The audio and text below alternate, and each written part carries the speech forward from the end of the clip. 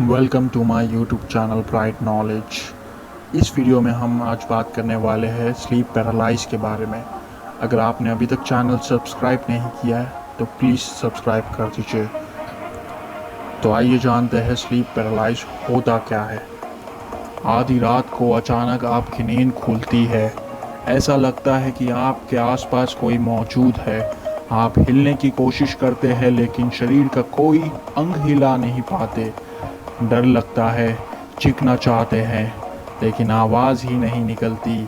ऐसा लगता है जैसे किसी ने आपको कस कर बांध रखा है। आप जकड़े या जमे हुए हैं। जी हाँ, जिसके साथ ऐसा होता है डर की वजह से उनके मन में बुरी शक्तियाँ से लेकर भूत प्रेत ना जाने कैसे कैसे ख्याल आ जाते हैं। पर हकीकत यह है कि थोड़ी देर के लिए महसूस होने वाली इस कंडीशन को स्लीप पैरालाइज कहते हैं। तो पहले जानते हैं स्लीप पैरालाइज होता क्या है। स्लीप पैरालाइज जो नींद और जागने के बीच वो अवस्था है जिसमें आपको लकवा मारने जैसा एहसास होता है। ऐसा कुछ सेकंडों से लेकर कुछ मिनटों तक हो सकता है। इसे स्लीप पैरालाइज कहते हैं।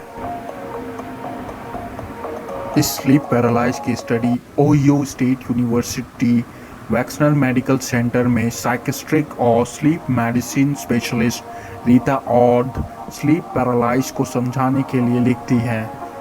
सभी स्लीप साइकिल के दो हिस्से होते हैं, रैपिड आई मूवमेंट REM और non rapid eye movement sleep. इसे दो भाग में बांटा गया है। पहले भाग नॉन रैपिड आई मूवमेंट में आप धीरे धीरे नींद के 3 चरणों से गुजरते हैं। हर स्टेज के साथ आपकी सांसें एक लय में हो जाती है और आप नींद में जाने लगते हैं, यहाँ तक कि शोर में भी। REM यानी रैपिड आई मूवमेंट स्लीप में आपका शरीर अनैच्छिक मांसपेशियों को मूव करता है, जैसे कि सांस लेने के लिए डायाफ्राम, लेकिन आपके हाथ पैर और दूसरी स्वैच्छिक मांसपेशियों को नहीं। इस वजह से आप सिर्फ सपने देखते हैं।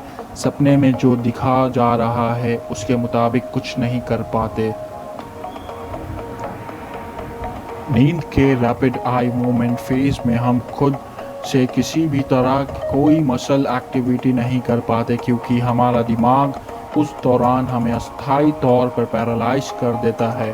अगर आप अचानक नींद से जागते हैं तो ग्लाइसिन की मदद से होने वाले पैरालाइज का प्रभाव जारी रह सकता है, भले ही आप होश में हो। इस दौरान ऐसा हो सकता है कि आप कुछ सेकंड से कुछ मिनटों तक हिल ना पाए, कुछ कर ना पाए। वैसे कई लोगों को स्लीप पैरालाइज के दौरान कई तरह का भ्रम भी हो सकता है, जैसे किसी की मौजूदगी का एहसास होना या उसके पीठ पर कोई बैठना। स्लीप पैरालाइज का अनुभव काफ़ी डरावना और कंफ्यूजिंग हो सकता है, खासकर तब जब आप अपने कोई बुरा सपना देखा हो। ये सभी लक्षण नींद की जड़ता के कारण होता है। नींद में शामिल शारीरिक तंत्र इससे प्रभावित होते हैं कि आप जाग चुके हैं। स्लीप पैरालाइज का शिकार ज़्यादातर वो होते हैं जो अपने जीवन में सबसे ज़्यादा स्ट्रेस लेते हैं या अपने बुरे समय से गुजर रहे हैं। तो आपको स्लीप पैरालाइज से गुजरने की ज़्यादा आशंका हो सकती है। जैसे पोस्ट ट्रॉमेटिक स्ट्रेस डिसऑर्डर वाले लोगों को स्लीप पैरालाइज ज़्यादा देखा जा सकता है। हर 10 में से 4 लोगों को स्लीप पैरालाइज हो सकता है, लेकिन ये किसी भी उम्र में किसी को भी हो सकता है। ये परिवार में भी चल सकता है।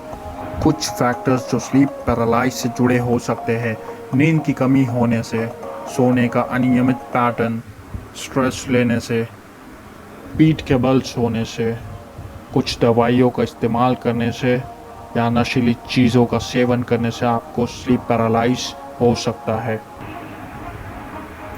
अगर आप इस बीमारी से दूर होना चाहते हैं तो आपको सबसे पहले उस कारण को दूर करना ज़रूरी है जो आपको बार बार नींद में जगने पर मजबूर करता है। जिन्हें कोई सदमा लगा है उन्हें साइकोथेरेपी से फ़ायदा हो सकता है।